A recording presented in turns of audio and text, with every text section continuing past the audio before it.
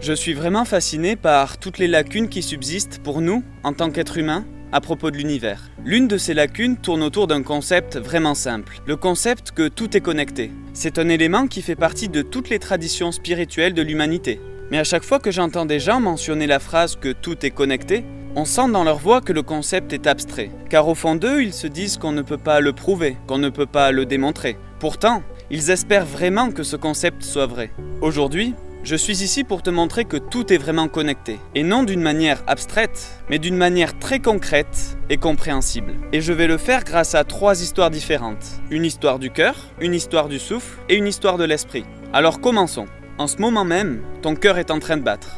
Pour vous tous, devant cet écran, vos cœurs battent pour déplacer cette molécule par le sang, appelée hémoglobine. Cette hémoglobine qui porte une plus petite molécule, qui se nomme l'hème. Maintenant, au cœur de l'hème, il y a un atome de fer. Donc en quelque sorte, au cœur de notre cœur se trouve un petit atome de fer. Vous savez peut-être qu'il permet de lier l'oxygène et de le déplacer à travers notre système circulatoire. Mais je suis sûr que vous ne savez pas que la création du fer dans l'univers se fait uniquement par l'intermédiaire des supernovas et des étoiles supermassives.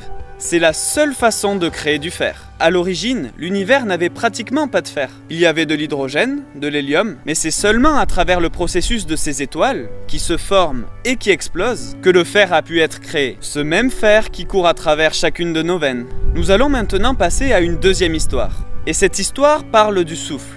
Respirer profondément est l'un des moyens les plus simples pour se connecter à notre corps. Mais prendre une profonde respiration n'était pas quelque chose de possible il y a 3 milliards d'années. Car à cette période, nous avions certes à peu près la même quantité d'azote, mais nous n'avions presque pas d'oxygène. Pourtant aujourd'hui tu respires. Il y a 3 milliards d'années, la quantité de dioxyde de carbone était énorme. La Terre était une planète presque non habitable. Les seuls organismes qui pouvaient exister à cette époque étaient des organismes unicellulaires qui vivaient à l'intérieur des stromatolites et autres espaces fermés. Maintenant, heureusement pour nous, un de ces organismes qui étaient vivants à l'époque, appelé cyanobactérie, était doué de la capacité de photosynthèse, c'est-à-dire qu'elle avait la capacité de prendre l'énergie du soleil et transformer le dioxyde de carbone en oxygène. Et au cours de milliards d'années, ces bactéries se sont répandues peu à peu sur la planète et ont converti tout le dioxyde de carbone en oxygène, cet oxygène que tu respires actuellement.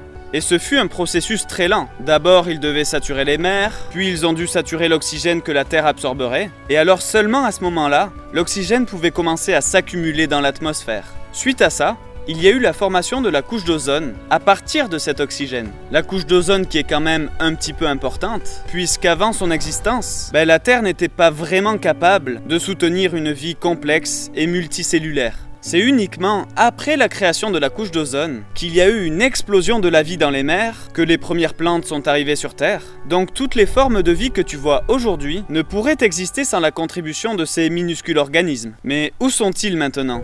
Eh bien en fait, ils nous ont jamais vraiment quittés. Car les descendants directs des cyanobactéries ont finalement été capturés par les plantes. Et ils sont maintenant appelés chloroplastes. Donc oui, nous avons probablement mangé certains de ces gars-là. Enfin bref, ils sont piégés dans la plante pour continuer à contribuer à la photosynthèse et à produire de l'énergie pour les plantes, qui continuent d'être l'autre moitié de nos poumons sur Terre. Et de cette façon, nos respirations sont profondément unies. Chaque expiration est reflétée par l'inspiration d'une plante, et leur expiration est reflétée par notre inspiration. Imaginez un instant que vous étiez un de ces minuscules organismes il y a 3 milliards d'années.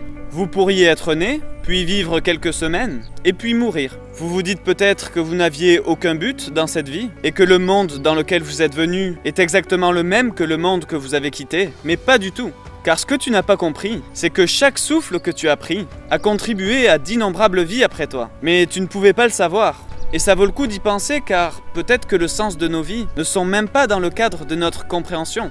La dernière histoire de connexion est l'histoire de l'esprit. Et je vais l'illustrer à travers un instrument merveilleux, le piano. Nous pouvons créer tant de beauté grâce au piano que certains en font toute une carrière. Musiciens professionnels, pianistes de concert, ils apprennent à connaître cet instrument presque intimement. Si tu regardes dans l'esprit d'un pianiste de concert, tu verras que la majeure quantité de son cerveau est dédiée à cet instrument. la capacité de coordonner les 10 doigts, la possibilité de travailler avec la pédale, la compréhension de la théorie musicale. Mais tout ça n'était pas possible il y a quelques centaines d'années. Le piano a été inventé en 1698. Et ce beau schéma de pensée dans le cerveau n'existait pas avant. De cette façon, l'habileté du piano, la relation avec le piano et la beauté qui en découle n'étaient pas quelque chose de pensable avant l'invention du piano lui-même. Il fallait une profondeur de génie mécanique, il fallait l'histoire des instruments à cordes, il a fallu d'innombrables modèles, d'innombrables structures de pensée pour conduire à la possibilité de son invention, puis la possibilité de la maîtrise de son jeu. Parce que nous sommes tous nés dans cette vie, avec à notre disposition les expériences de l'humanité. Derrière chaque note de piano que nous jouons actuellement se cache l'esprit de son inventeur. Toutes les choses qui existaient au moment où nous sommes nés, tous ces schémas de pensée font partie de nous aujourd'hui. C'est un moyen très simple de comprendre que nous sommes tous connectés. Lorsque nous vivons, nous affectons notre famille, nos amis, ou encore les gens qu'on croise. En regardant cette vidéo, je te donne une partie de mes pensées qui influenceront le déroulé de ta journée, celle des autres, et ainsi de suite. L'univers nous a donné ce don étonnant de la conscience, et grâce à ce cadeau, nous avons la capacité de comprendre notre connectivité.